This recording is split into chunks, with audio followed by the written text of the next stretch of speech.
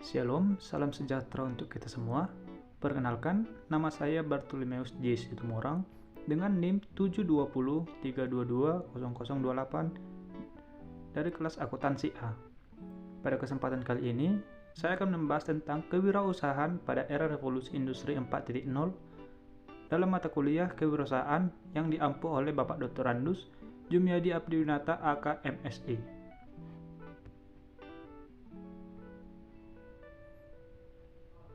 Revolusi industri merupakan perubahan cara hidup dan proses kerja manusia secara fundamental, di mana dengan kemajuan teknologi informasi dapat mengintegrasikan dalam dunia kehidupan dengan digital yang dapat memberikan dampak bagi seluruh disiplin ilmu.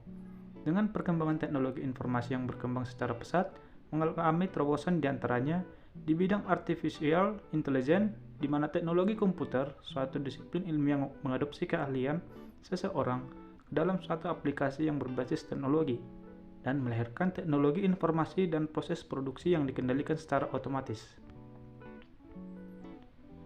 Adapun rumusan masalah kita pada materi ini yaitu apa itu yang dimaksud dengan kewirausahaan.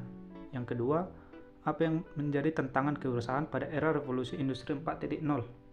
Dan yang ketiga, apa saja prinsip desain industri 4.0. Baiklah, kita langsung ke materinya. Secara etimologi, kewirausahaan berasal dari kata wira dan usaha. Wira berarti peluang, pahlawan, manusia unggul, teladan, berbudi luhur, gagah berani, dan berwatak agung. Sedangkan menurut Kamus Besar Bahasa Indonesia, wirausaha adalah yang pandai atau berbakat mengenali produk baru, menentukan cara produksi baru, menyusun operasi untuk mengadakan produk baru, mengatur permodalan operasinya, serta memasarkannya. Kewirausahaan adalah suatu ilmu yang mengkaji tentang pengembang dan pembangunan semangat kreativitas serta berani menanggung risiko terhadap pekerjaan yang dilakukan demi mewujudkan hasil karya tersebut. Baik, topik selanjutnya yaitu sejarah dan perkembangan kewirausahaan di Indonesia.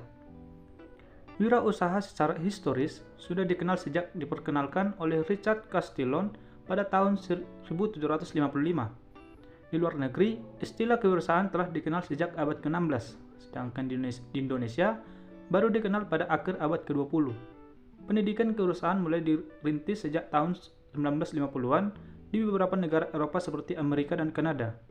Bahkan, sejak tahun 1970-an, sudah banyak universitas yang mengajarkan kewirausahaan atau manajemen usaha kecil.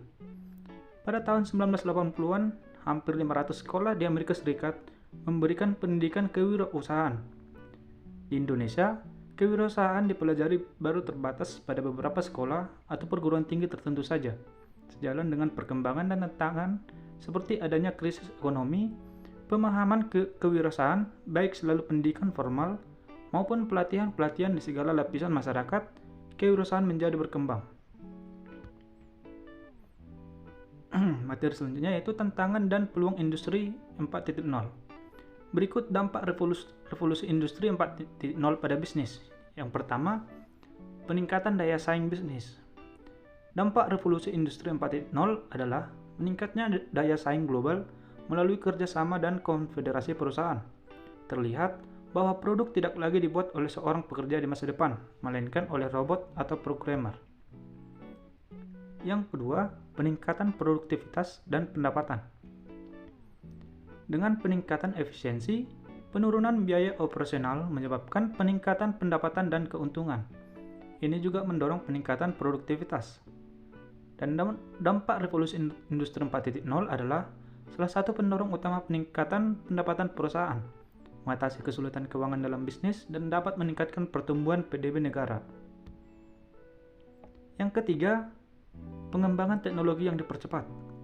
Dampak revolusi industri 4.0 adalah menyediakan platform untuk dasar inovasi lebih lanjut dengan teknologi yang berkembang. Sistem dan layanan manufaktur dapat dikembangkan lebih lanjut. Materi selanjutnya yaitu kewirausahaan untuk kemandirian. Sebagian besar kewirausahaan di Indonesia adalah kelompok entrepreneur yang didasarkan atas kebutuhan untuk hidup, bukan kelompok entrepreneuritas dasar merespon peluang. Peranan wirausaha dalam perekonomian diantaranya sebagai berikut. Yang pertama, menciptakan kesempatan kerja. Yang kedua, meningkatkan pertumbuhan ekonomi dan pendapatan nasional. Yang ketiga, mengurangi kesenjangan ekonomi di masyarakat. Yang keempat, menumbuhkan kemandirian masyarakat dalam bidang ekonomi. Yang kelima, menumbuhkan daya kreasi bangsa.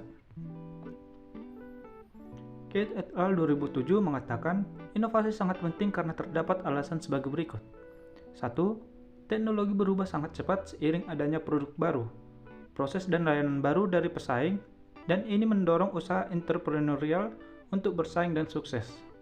2. Efek perubahan lingkungan terhadap siklus hidup produk semakin pendek, yang artinya bahwa produk atau layanan lama harus digantikan dengan yang baru waktu cepat. Dan ini bisa terjadi karena ada pemikiran kreatif yang menimbulkan inovasi. 3. Konsumen saat ini lebih pintar, bergolongan dan menuntut. Mereka mengharap lebih dalam hal kualitas, pembaruan, dan harga. Skill inovatif karena itu dibutuhkan untuk memuaskan kebutuhan konsumen sekaligus mempertahankan mereka. 4.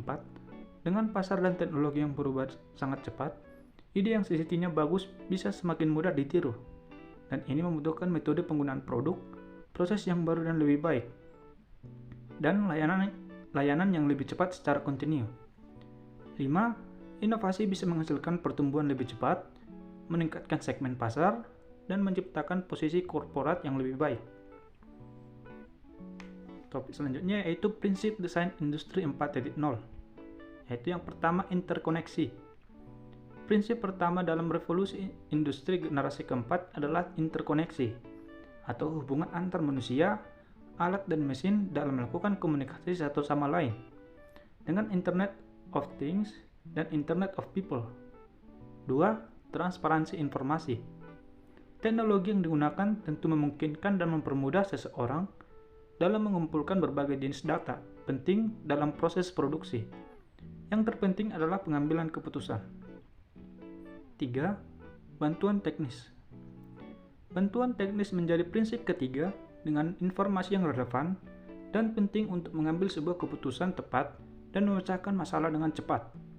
Kehadiran cyber physical system akan membantu manusia dalam menyelesaikan pekerjaan berat dan berbahaya. 4. Pengambilan keputusan.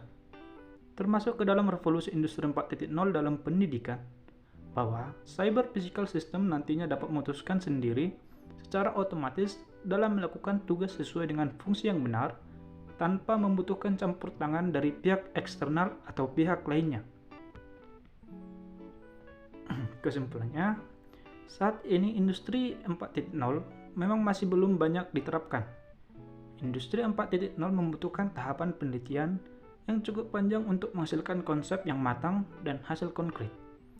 Diharapkan ke depannya, entrepreneurship dapat memiliki peran dalam mengarahkan era industri 4.0 kepada kemajuan ilmu yang memberikan nilai manfaat besar bagi kemanusiaan dalam membuka peluang usaha. Industri 4.0 secara fundamental telah mengubah cara beraktivitas manusia dan memberikan pengaruh yang besar terhadap peluang dunia kerja. Sekian pembahasan pada materi kita kali ini. Saya berharap kita semua dapat memahaminya dengan baik. Apabila ada kesalahan kata atau kesalahan penyampaian, saya mohon maaf. Sedikit banyaknya saya ucapkan terima kasih.